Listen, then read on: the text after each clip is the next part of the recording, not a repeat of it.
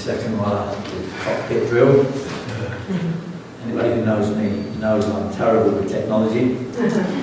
I'm getting better with technology. That's what Jane said. Watch what you say, because often you get what you say. Is that cool? Shall we start with a word of prayer?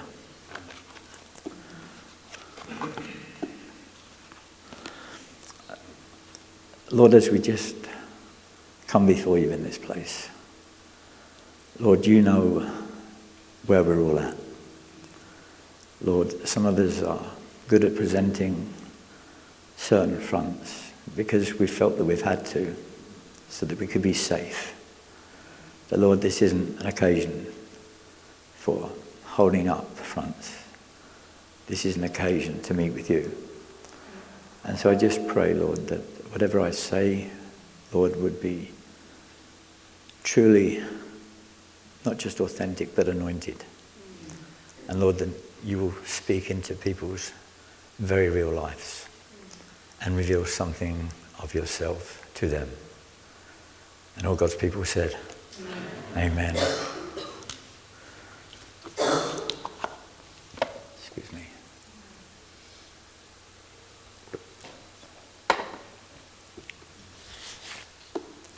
I'm going to set my timer for 30 minutes. I know that's a long time, but hopefully I can keep you sort of interested for that long. And then Jackie will give me the cue if I've spoke for too long. And whenever she does that, I say, Jackie's giving me the cue, and she says, you promised you wouldn't do that. But I always do that because that's a part of our drill. But it's an honour to be here. I want to say thank you to Moray for the invitation, and also want to say thank you to Pastor Colin for having me. I'm not sure I would have been my first choice, but it's a privilege. And, you know, I've had a very interesting life, and I feel like I've lived 10 lives within one life. And so it's often difficult to kind of navigate what tack to take when I'm sharing my testimony, because there's so much has happened. But I also have to trust that what I say is what God once heard on the night or on the day. So that's what I'm going to do. I'm just going to share a little bit about my story, and then I'll hand back to Pastor Colin. And if, with his approval, anybody wants to talk to us afterwards, that's great. If anybody wants us to pray with them, Pastor's okay with that, we'll pray with you too. So just wanted to say that. So I'm going to start on the very last day of my using. So this would have been 2010. I was living in Newport. It's a long story how I ended up in Newport, but I was in Newport. I was in a house, a flat, and I'd moved into the flat. I'd filled it with lots of nice stuff, but once I'd filled it with lots of nice stuff, I was left with me, and not kind of really liking me. I struggled, and I knew I was on a timer in the sense of that I was going to relapse. At this point, I'd been clean for 6 weeks, and I was holding on for dear life, but I felt like a man treading water, and I knew it was in the post. And so I'd filled the house, sat back, and then thought, I'm in trouble. And I think I lasted 2 or 3 weeks, and then I went on the most brutal relapse I've ever had. It was the shortest. It was 3 weeks long, but it absolutely ruined me. And, the byproduct of that was I decided to end my life. I think people end their lives when they lose hope. You know, the Bible says hope deferred makes the heart grow sick. And, I'd been around for a while, and it's not like I hadn't been trying to get clean, but I was sick and tired of being sick and tired. And so there was no fanfare, no calling anyone up, no trying to grab some attention because I was needy and broken, and I was needy and I was broken. There was just me and the loneliness and the shame and the guilt that comes from a life you never intended to live, but that life you did live. And so I walked into Newport, into B&Q's. I bought a pair of aluminium stairs in the sale, and I was happy about that. Worked that out. I brought them home, took them into the kitchen. The loft was in the kitchen, funny place to be, but that's where it was. I took the loft cover off. I set up the stairs, and then I went back into the front room to sit down, and I wanted to do 3 things. I'd always imagined that my ending would be very, I don't know, meaningful. That I would go out in a blaze of glory or, something epic. But actually the end was very, very lonely and very, very sad. And I sat down in the front room and I wanted to do three things. I know it might sound weird, but just three things. And the three things were, I wanted to smoke a cigarette uninterrupted. I wanted to drink a cup of tea while it was still hot, because I was never able to do either of those two things in over 24 years of using. I planned to, but I never did. I didn't like one cigarette, I'd have 10 cigarettes on the go. And when I made a cup of tea, by the time I got round to it, I was that frantic, that chaotic, it was cold, and I can't drink cold tea. Jackie can, I can't do that. And so, yes, I wanted to smoke a cigarette uninterrupted. I wanted to drink a cup of tea while it was still hot. And the last bit was the most important part. I wanted to try and work out how it had come to this end. And I smoked the cigarette uninterrupted, and I drank the tea while it was hot. And by the time I got to 3, I just didn't have the energy. So I just got up and walked into the kitchen. It's the longest, shortest walk I've ever made. Walked up the stairs, and I'll leave that there, okay? So, how did I end up in that place? What drove me to that picture that I'm trying to paint for you back in 2010? Well, it was very simple in essence. That was the byproduct of 25 years of addiction. And when I say addiction, chronic addiction, I mean jails, institutions, and near-death experiences. I mean, I can't put into words, I can't quantify with numbers how many times I should have been dead. And someone in the church said this morning, we'll never really understand this side of heaven, just how much we've been spared from. But I was very conscious of what I'd been spared from. I remember coming to in a intensive care unit in Bournemouth Hospital, coming to, and I was all wired up, and it was just a 6-bed unit, and there was me in this corner and 2 empty beds, and opposite there was an empty bed, and an old man sitting in his armchair by the side of his bed. And all I remember, he was really old, and he had hands like shovel, which just draped over the end of the armchair. And I looked at him, and I looked at my surroundings thinking, I'm here again. And then he just said this, God still loves you, And then he bowed his head and died. And what's amazing about that is, I need you to know, by the way, I'm a prodigal son. I found the Lord in 1990. I ended up in Gorslas in South Wales in a teen challenge rehab, Christian rehab. And I wasn't happy, but it was the only rehab that would have me at the time. But God knew what I needed, and I got there, and I didn't want to be there. But after a while, I just figured out that some of the guys had something I didn't have, and it looked like joy, and it looked like peace. And so I remember going up to my room one day saying, if this crazy God stuff is real, God, can you please start talking to me? Because they seem to think you're real. And I kind of shared some things that were on my heart with him. And the next day, the things I'd shared in the privacy of my room, just me and him, things started happening. And within a week, I was convinced that God was real and that he cared about me. And everybody was saying he has a plan for your life. And I began to believe that he might have a plan for my life, because my plan for me had failed spectacularly. I went through that program in 1990. I graduated. I married my girlfriend at the time, the mother of my kids. I went on with God for 3 years, went back, done further education, traveled with Teen Challenge, with the men's choir, True Evidence. My life turned around, and then what happened is my wife at the time, Steph, she lost 3 brothers in a year in different accidents or in different ways. And she went to Kent for the 3rd funeral and said, I'm not coming back to Wales. If you love us, you'll come back to Kent. And I didn't want to go back to Kent because it was a very precarious situation for me because of the past life I'd left there. But I made a bad decision. I went back to Kent, and a whole bunch of stuff happened. And then basically what happened is we lost a son. The day he was born, he died. We didn't talk about it, and then the drift began. And eventually we drifted apart. Steph went back to her family, and I went back to all I knew, which was drugs. And that was like 1994, and it took me till 2010 to get back with God. I want to say that for anybody who's met with God and kind of just missed it, or left the narrow road, or just ended up somewhere they shouldn't have been. It wasn't God's plan. and you tried your best but you didn't. I want to tell you tonight that he's a God of the second chance, the third chance, the fourth chance, and I am a prodigal son, and you can find your way home. It's very easy to find your way home. You just start heading home to the Father.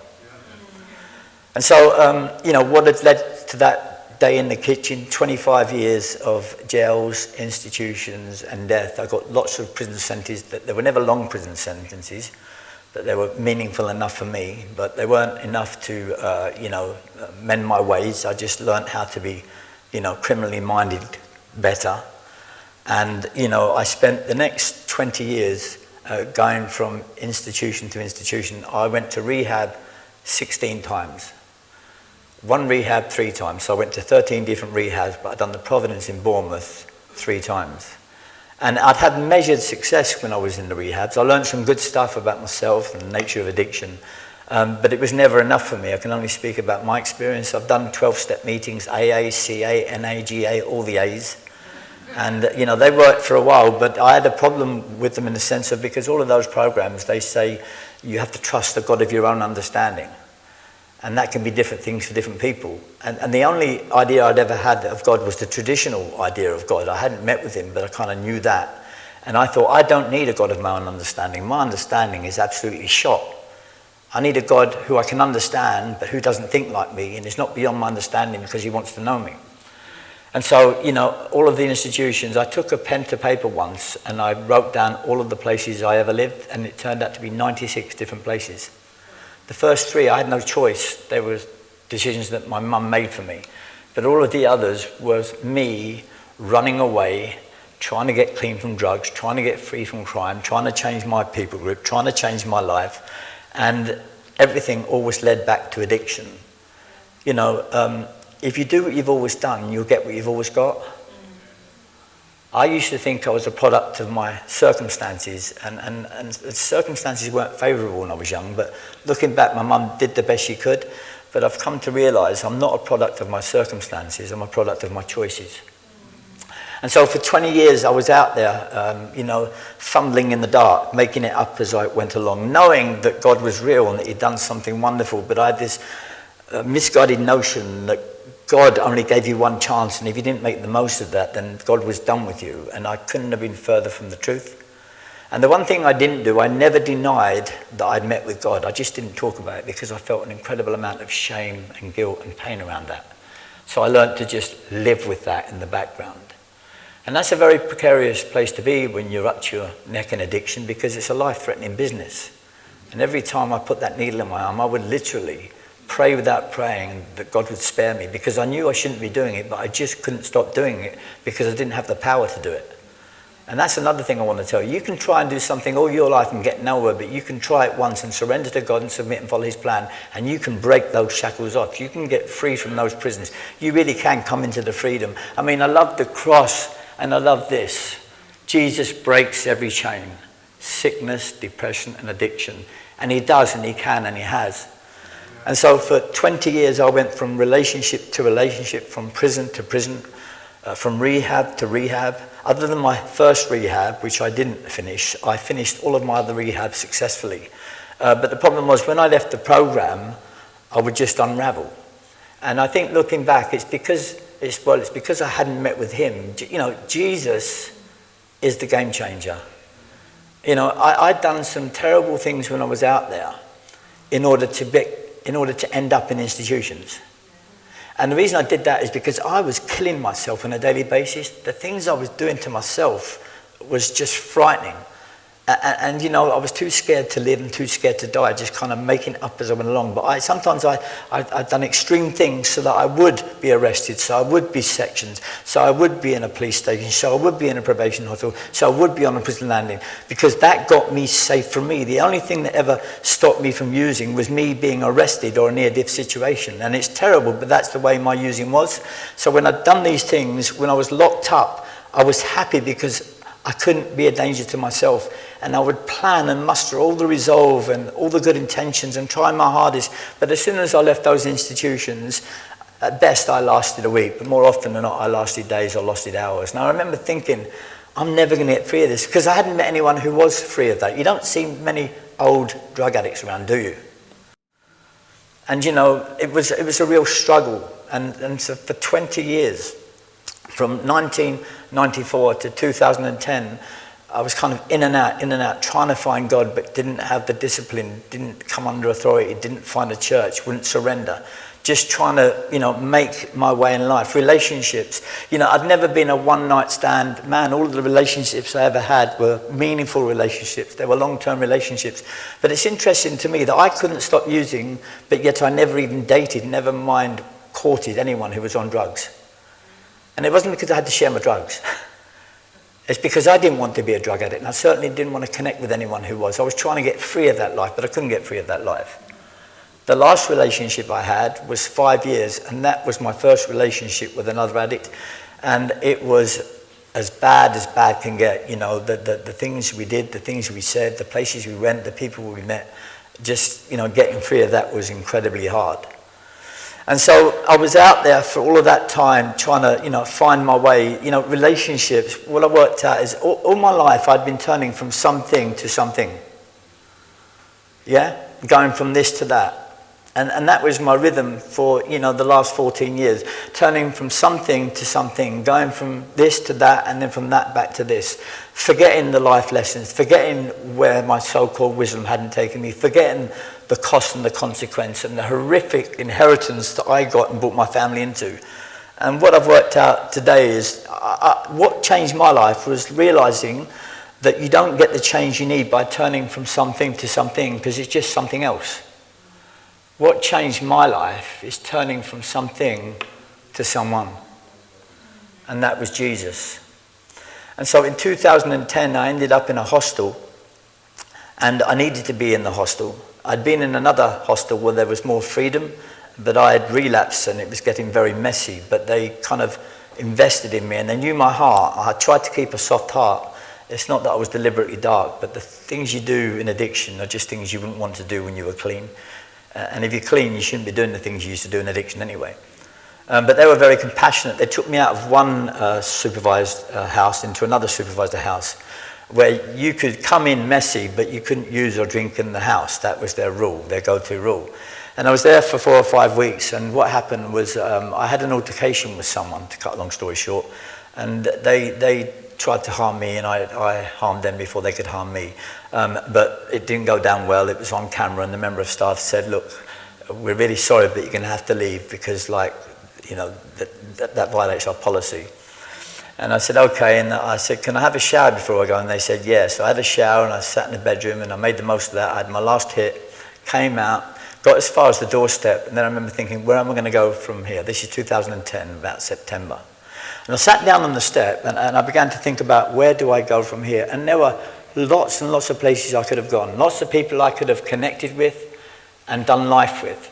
But as I sat there on the doorstep, I was thinking, where do I need to go? Not where would I like to go, where do I need to go? And I couldn't think of anywhere that was worth going, anywhere that would be good for me, because I'd learned that, you know, a change of relationship, a change of postcode, a change of job, a change of 12-step meeting, none of that had changed anything, and I really needed change, and I wanted change. And I remember sitting on that doorstep thinking, I'm on borrowed time. Where do I go from here? And then I just heard, and I can only tell it as it is, I heard a voice, and I recognized the voice. I hadn't heard the voice in quite a while, but I knew it was God. I knew it was the Holy Spirit. And the voice said this: "Leave this town tomorrow, or you'll die in this place." And let me tell you something, that might be very sobering for you, but for me, that's just another day in the office normally. But there was something about this, there was something on this. It was an anointed word, it was a rhema word. You mentioned the word rhema. It was a rhema word, and I knew it was the Holy Spirit. And once I got my head past the fact that God was talking to me again, you see, I thought God had given up and walked away from me, and I realized God hadn't given up and walked away from me. I had walked away from him. And then when you walk away from God, you're doing things you don't want to do, so you try and legitimize them and make reasons and excuses for them, but that doesn't wash, because once you've known Jesus, every drug you ever take is cut with the gospel. So I'm on that doorstep and I'm thinking, where do I go? After hearing, if you don't leave this place tomorrow, you'll die in this place. And I thought, where shall I go? And then the Lord said, Newport, as in South Wales. And as soon as he said that, I knew it was the Lord. I hadn't heard from the Lord in a long time. And I really wanted to hear this. It wasn't because he'd stopped talking to me. It's because I'd stopped listening. And I think sometimes that's the grace of God. Sometimes he will not leave you alone on a matter, But I think sometimes he just hands you over for a little while to your choices, so that you can just wake up and smell the coffee and get with the program, which is walking with him, you know?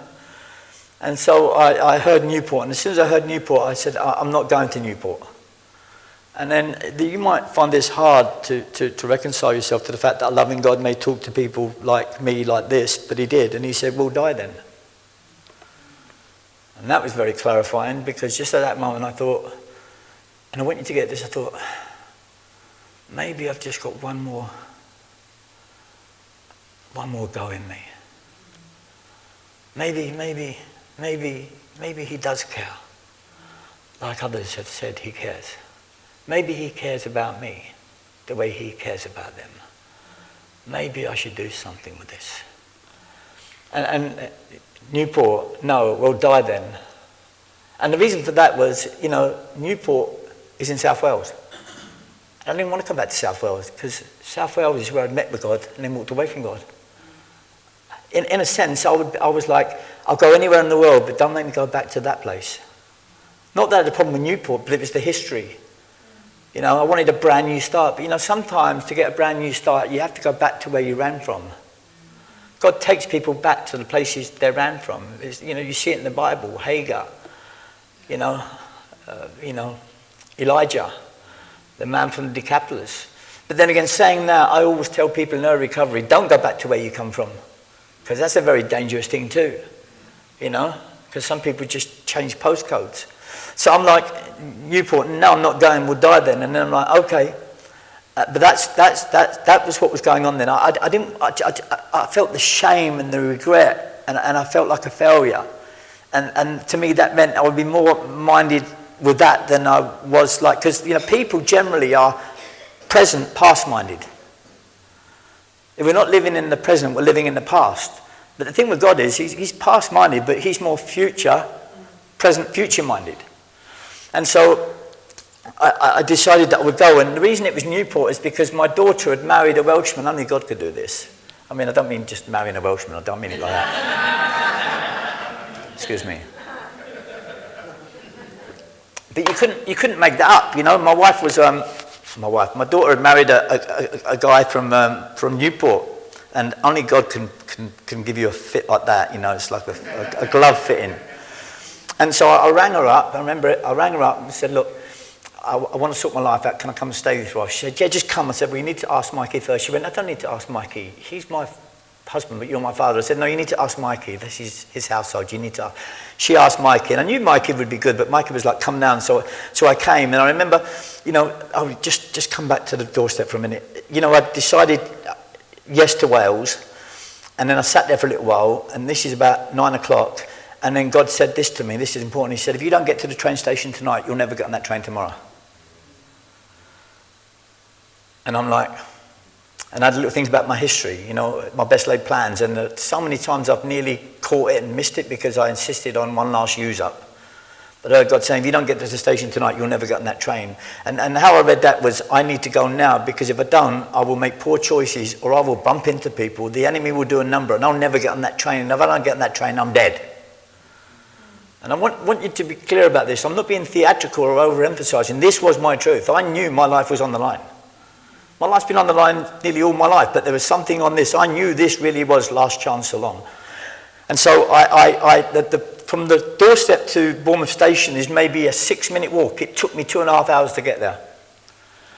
You know, everywhere I went, I saw people that I had issues with, or I saw things that were troubling me, and reasons I couldn't go down that road and had to go down this road. And it was like God took me on a tour of hell before I got to the train station.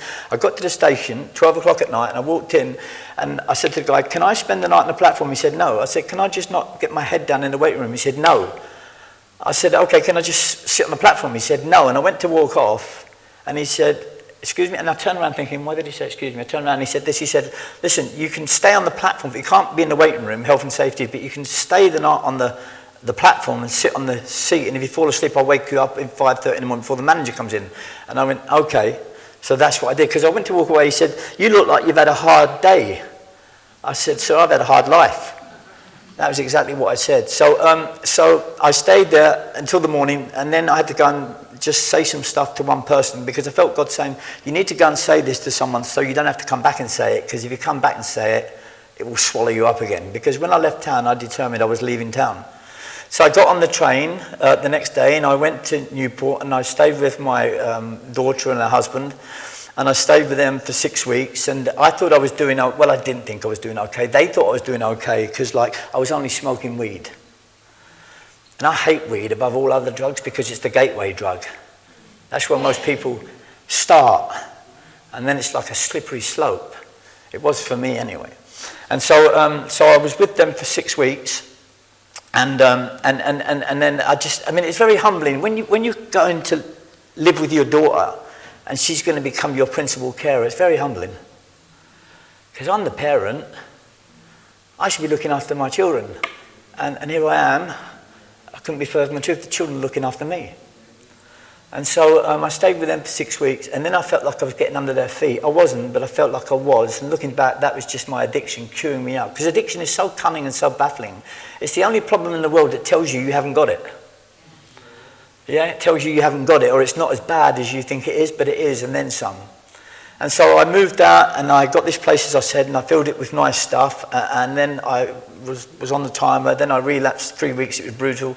Then I came in, and then I went into the kitchen and opened the loft cover and kind of put the steps underneath that and wanted to do the 3 things: smoke a cigarette uninterrupted, drink a cup of tea while it was still hot, and then work out. I'd ever come to this. I mean, I'd been very, in the house was an absolute. I'd smashed the whole house up.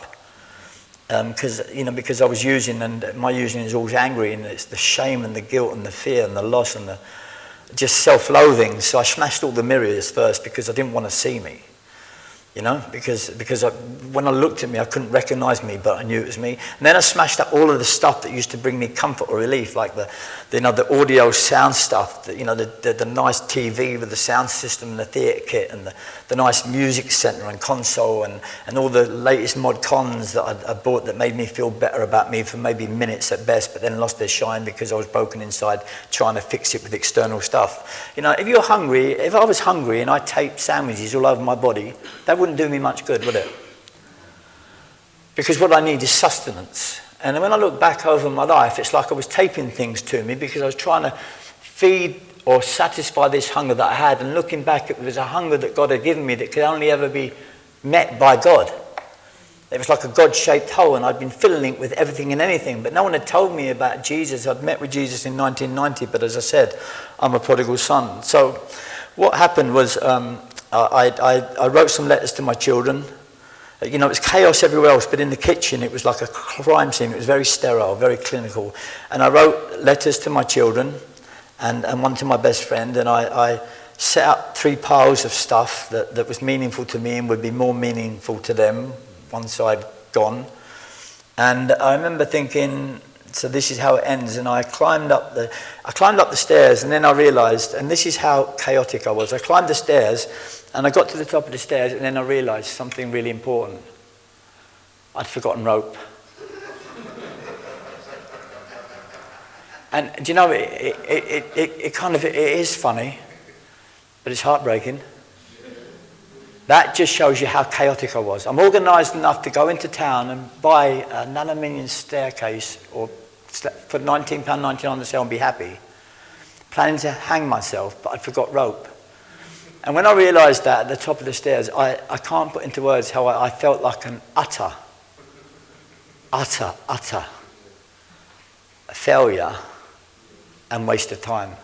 And I remember thinking, I couldn't even get that right. And I came down the stairs, and it's difficult to kind of quantify with words what happened next, but I just lost it.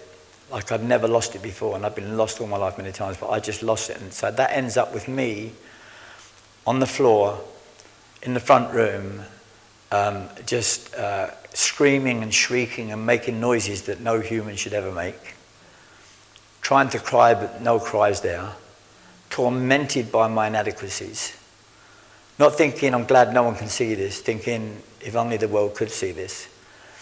And I can't even get that right. And I was in the fetal position, and I looked across the floor, and then I saw the answer to my problem. Now they say necessity is the mother of invention. I don't know if you've ever heard that. You'll find a way when you need something.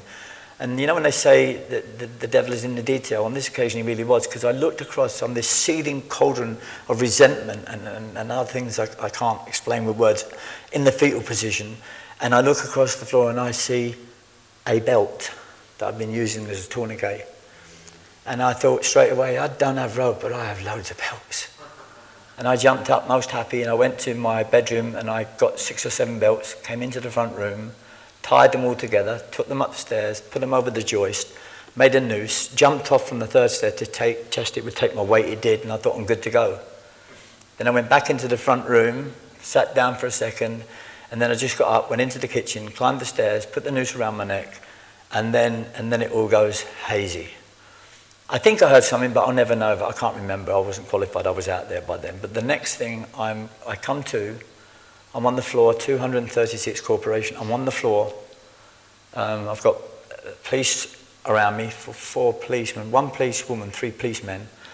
They're like trying to check if my heart is going. I'm breathing, but I'm in trouble because what I forgot to tell you is I had absconded from hospital 2 weeks earlier when I was in intensive care, recovering from complete kidney failure. I absconded from hospital.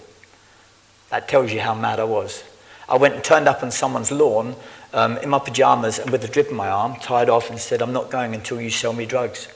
And they sold me drugs just to get rid of me. And when I went back to the hospital, they jumped me at security and then took me back to intensive care because I was losing blood. I was dying from kidney failure. I didn't know that. So I come to and they're working on me, and then I hear my daughter running up and down the hall, and all I can hear is her saying, he was going to do it, he was going to do it, he was really going to do it. And as she's running up and down the hall, I'm aware that her husband Mikey is trying to catch her to comfort her. And then they scoop me up really lovely and they carry me to the van. And as I'm coming out, I see a guy called Owen who's there going, I'm sorry. I mean, this man was instrumental in saving my life. I'll come back to that. So they put me in they lay me down in the back of the police van and they take me to the Gwent. And like I said, I was dying from complete kidney failure. So I spent the next 2 or 3 weeks in the Gwent and they were able to fix my body. And then what they did then is they sent me over to St Caddick Psychiatric Hospital in Killeen, the other side. And I was in there, I'm not sure how long it was, I think it was 4 or 5 days. And I went in for a ward round, and she said, do you mind if I bring my students in? I went, no, that's fine. I'm sitting in the ward round, and she begins to, lay out the plan. You're a paranoid schizophrenic, because that was my diagnosis many years ago. Took medication for that for years. You're a paranoid schizophrenic with a personality disorder, and you're a danger to yourself and others, and you're a Class A drug intravenous user. So you're not going anywhere for a long while, at least 9 months. We're going to review your medication. We're going to connect you to this and do that and change that and bring you into... And I'm listening to her and I'm thinking, to be honest, I'm thinking this is a good plan. This is a great plan. But what I'm also thinking, is as soon as you let me out of here, I'm going to finish what I started. And just as I got to thinking that, I heard that voice again, like the one I'd heard on the doorstep, when God said, leave this town or you'll die in this place tomorrow. Or, well, don't die anyway, when I wouldn't go back to Wales. And I heard him say, as clearly as I've ever heard anyone said, simply these words. And it just cut right through what she was saying. And it was, you're broke. They can't fix you, I can. And I heard it. And I'll never forget it. And I knew it was God. And I knew in an instant what he was saying. And it was like almost like he took me from that moment, they can't fix you. You're broke, they can't fix you, I can. In a moment, it's like he took me right back to the beginning of my life, zoom, and then brought me back to here, zoom. But between here and there, it's like he showed me my entire life, all of the abuse and neglect as a child, all of the confusion about being a teenager, all of the in and out of care and being here, there and everywhere, but nobody wanting me at home and not knowing what home looked like. Finding drugs, thinking it was salvation, it wasn't, it was a curse in waiting. Everything, he made me privy to everything I'd ever been through, everything I'd ever done, and especially the power of my addiction. Then I'm back in the room, and then I felt him say, are you ready? And I knew what he meant, and this is what he meant. Have you had enough? Are you ready to truly surrender to my plan for your life? And all I had was, I think so. But that was enough to get going. Never underestimate the power of just turning up and giving God a go. Some of my biggest breakthroughs have been on the back of just turning up and allowing God to be God. And so I hear, you're broke, they can't be sure I can. And that's what happens. And then, are you ready? And I realise what God is saying, and it scares the life into me, actually, because what I realise he's saying is, no more institutions for you because they don't work. It's just me now. Are you ready for just me? I'm the all-sufficient one. I'm the answer to this. I'm the itch you can't scratch. I'm the key to the lock that you haven't been able to pick. Are you ready to journey? Have you had enough? Have you had enough? And I'm like, I think so. And then what happened, to cut a long story short, is I went away, broke my heart, cried, and then made a phone call to this couple. And one of the people was Owen, who'd been outside the house when they saved my life. He was saying, I'm sorry. And I rang them up and told them my heart and what God had just said, and asked if they'd come and speak to the psychiatrist. And against all of the odds, I call it favour and God, they came and they talked to the care team, including the psychiatrist, and they agreed to sign them into their care, but with certain strategies in place. And they just got me in the car and said, you can't be trusted with your own life. We're going to take care of you for a while. You're coming on with us. And I did as I was told. And that was where things started to get better, when I began to do what other people suggested. Because I proved comprehensively that I didn't know how to look after my life. And so I went and stayed. What had happened is this. When I was just getting ready to kill myself, Owen, who I'd met once before in my daughter's front room with Paula, who was a friend, when I came back to Newport, because I'd been here in, like I said, the 1990s, 2000s, I'd met a couple in a church in Newport, and my daughter had been walking around Newport, and they'd bumped in and they said, if your dad ever comes back to Wales, give him my number. And she said, Dad will never come back to Wales. Well, 5 weeks later, I was coming back to Wales. So she remembered the conversation and gave me Paula's number, and I rang Paula, and Paula and Owen came round, and I just spent 20 minutes with them as a couple in the front room. So that was the only dealings I'd had with them. And what happened is, as I was planning to kill myself, Owen came in after a long day's work, fell out with his missus, Paula, went upstairs for a shower, come out wanting to watch cricket. People do watch cricket. And the way he tells it is this. He said, I started thinking about you. He'd only met me once for 5 minutes, well, half an hour in my daughter's room. He said, I began to think about you. This guy I didn't really know. And the more I tried not to think about you, the more I did think about you. And I suddenly got the sense that something terrible was going to happen to you. So he came down and told his wife, Paula. Paula rang my daughter, and she rang the police. And that's why they came crashing through, broke through 2 doors, and were able to get me down just in time to save my life. Now, the point is this, is if I didn't have belts and I had rope, I wouldn't have been there. The 10 minutes it took me to pull all the ropes together, the belts, was enough time to stall me and make that timing perfect. And I was sharing this on a Christian radio station a few years ago, and I was explaining that, and they cut the interview in the middle of it. And I'm like, what happened there? They said, well, you talked about you didn't have rope, you improvised, and you used belts, and we can't give people, any helps in committing suicide. And I kind of got that, but if they'd listened to the rest of the story, they would have seen how good God was. Because if I had had rope, I wouldn't have been there, but I didn't have rope, I had belts. So I stayed with them, and I stayed with them for a little while. And then what happened was this. We had to go back and clear the flat out because it was terrible, to give it back to the landlady. And we went there, and we went in, and honestly, it was distressing to be there.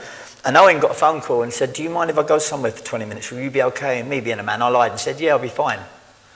I wasn't. He walked out the door, and I was just overwhelmed with everything that happened there, because this is where I'd nearly lost my life. And I got into the kitchen, and I opened the cupboard, and when I opened the cupboard, I couldn't believe it, because you would have thought after they'd taken me to hospital that they would search the place, but they obviously hadn't, because when I opened the cupboard underneath the kitchen sink, all my drugs were still there. Yeah, the smack, the crack, and the speed. I mean, lots of all free, needles, swabs, everything I needed. And all of that, I never want to use again. I want to get out of here. I can't stand this. Or what nearly happened. As soon as I saw the drugs, all of that went straight out the window, and all I could think was result. That's how powerful drugs is. I looked at it, and all of that went out the window. All of that life-changing stuff that nearly cost me my life went out the window. And I just thought, result. And I said, who would know? And I heard God say, we would know. And then I began to think what that might look like, and I remember my story, and I thought, no, everything has to start somewhere. And this is what I did. I took the drugs, all of them, to the toilet, put them in the pan, put tissue on top of it, because I knew if I flushed the toilet and it came back up, I would probably use. And so I put loads of tissue down the pan, and then I flushed it, and then the drugs went. And in that moment, something happened, because that was 14 years ago, and I haven't taken a drug since.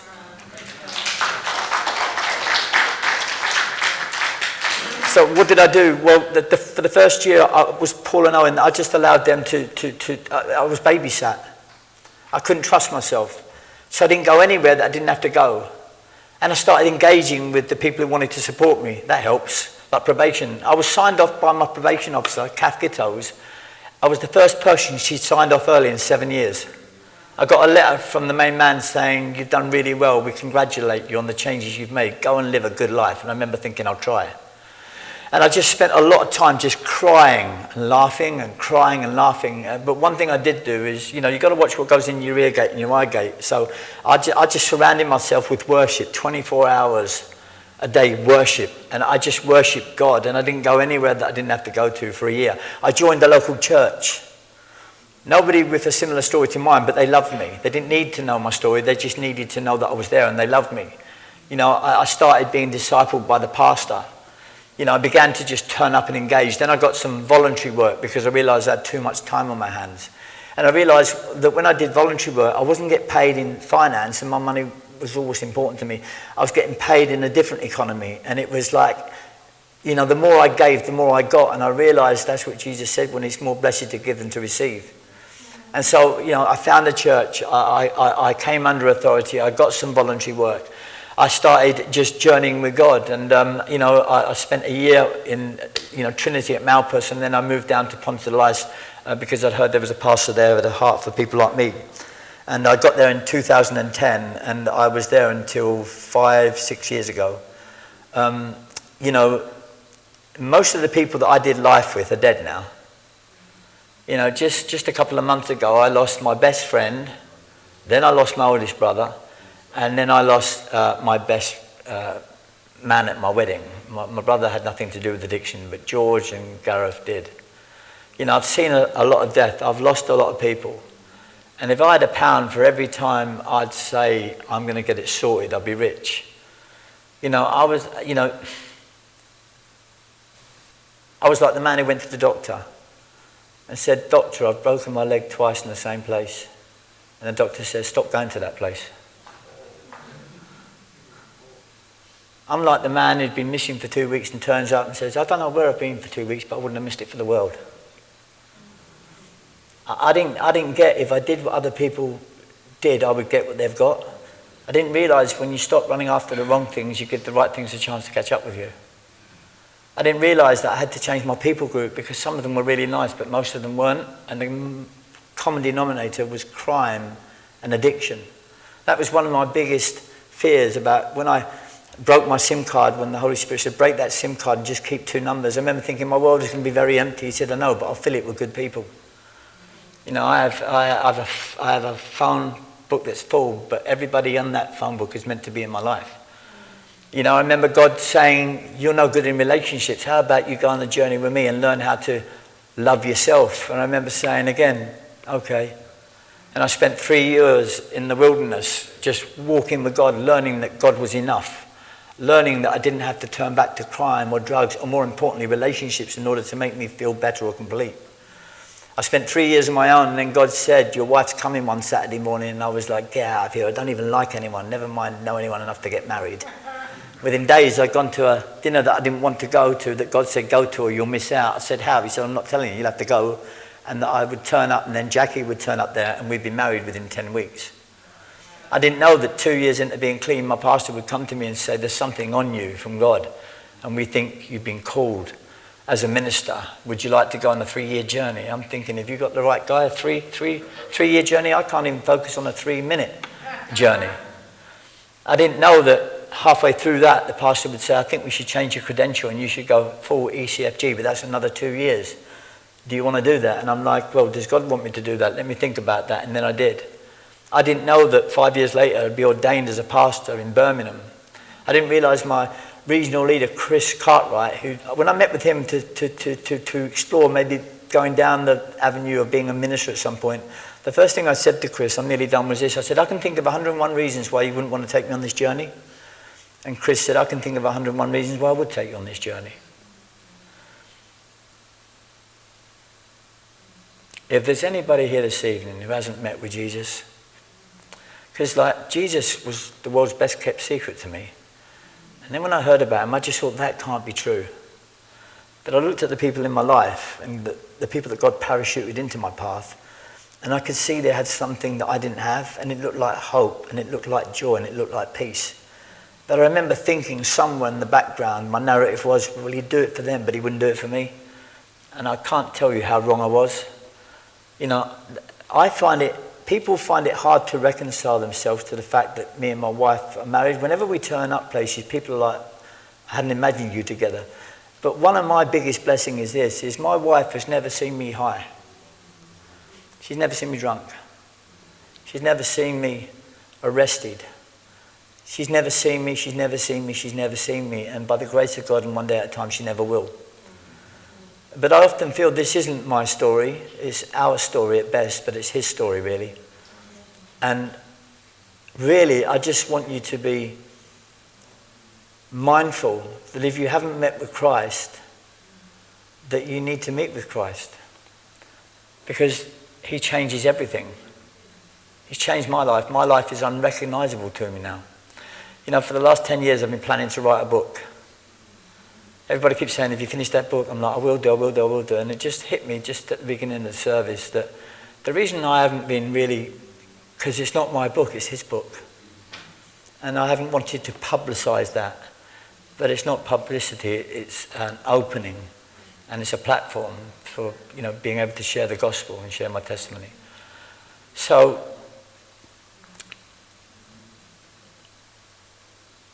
when I was 2.5 years old, I'll finish with this, it's Father's Day. When I was 2.5 years old, my childhood was horrific, just take it from me. But I remember being carried down a road. I've worked out it was down Wellington, Ayrshire in Scotland, and I must have been about 2.5, and people say, you don't remember? I do. I was 2.5, and I was in a pair of strong arms, wrapped in a blanket, and I remember being carried down the road, and what struck me was, that was the first time and the last time until I met with Jesus that I ever felt truly safe in the arms of anybody, never mind another man. And that's how special that was to me. You know, I'm 58 and that is my stand-up memory from life, being carried along that road by someone I didn't know, looking up at the stars on a wintry night it was, thinking, wow. And being somewhat aware of just how small I was in that as a child. It sounds crazy, but that's my truth. And then I remember being 7 years old and I'm in primary school and I have a friend for a week. I made the most of it. And he says to me, would you like to come around for dinner one day? And I say, I think so. And then I asked my mum and she's just glad to get rid of me. And she says, go, don't come back. So I went and I went in and I walked through the door and I saw his mum baking in the kitchen and he was watching some TV and the meal table was set. And in the middle of that, I remember just thinking, so this is what family looks like. And then the doorbell rang. And Joseph Martinez, because he was Spanish, ran down the hall, opened the door, and his father was there. And his father scooped him up in his arms, carried him down the hall. But as he came past me, he just ran his hand over my head. He said, how you doing, son? And see, when he said that and done that, I remember thinking, that's how it feels to be a son. That's what it feels like to have a dad. That's what that feels like. And really, when I look back over my life, I just went looking for that in all the wrong places and getting myself into all sorts of terrible knots that was really difficult to pull myself out of. But all I was looking for really was to be fathered. And I can tell you this, you know, God has poured his love into my life. And he has done things in me that I could not do for myself. And he has opened my eyes to wonderful possibilities. And he has removed the shackles of the past. He has set me free from addiction. But it's much more profound. It's much deeper. It's much more relevant because he's given me a new mindset and a new heart set. And I know that I will be as passionate and as grateful to God, be it 30 years from now, if he allows me to draw breath for that long, as I am today. because I realise I am a trophy of grace, and I realise it had nothing to do with me. All I've been doing for the last 14 years is this: turning up every day saying, Jesus, I love you. I know you love me. What's your plan for today? And just going with that, putting my best foot forward, trying to build up rather than tear down, trying to have faith rather than be fearful. But above all things, learning to ask for help when I've needed help and surrounding myself with the right people. That and the love of God that's been stitched through that seamlessly has kept me clean for 14 years. And if you hear nothing else, I want you to know this: God is Abba Father. He is love. And he never falls short of that. And he never overpromises and underdelivers. He's not a man that he should lie. All of his promises are yes and amen. And he has a plan for your life, no matter where you might be or may not be. And if you haven't met with him, meet with him. Don't be thinking to yourself, you'd be doing me a favour. You'd be doing yourself a favour. Because he loves you, he's for you. Amen.